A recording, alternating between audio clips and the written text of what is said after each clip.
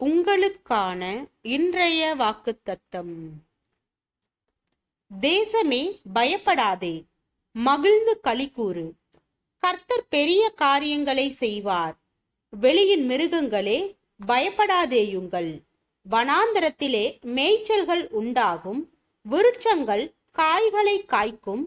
அத்திமரமும் திராட்சை செடியும் பலனை தரும்.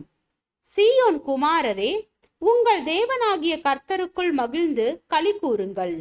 அவர் தக்கபடி உங்களுக்கு முன்மாரியை கொடுத்து, உங்களுக்கு முன்மாரியையும் பின்மாரியையும் ஏற்கனவே வருஷிக்க பண்ணுவார். களங்கள் தானியத்தினால் நிரம்பும். ஆலைகளில் திராட்சை ரசமும் எண்ணெயும் வழிந்தோடும். நான் உங்களிடத்தில் அனுப்பின என் பெரிய சேனையாகிய வெட்டுக்கிளிகளும் பச்சை கிளிகளும் முசுக்கட்டை பூச்சிகளும் பச்சை புழுக்களும் பட்சித்த வருஷங்களின் விளைவை உங்களுக்கு திரும்ப அளிப்பேன்.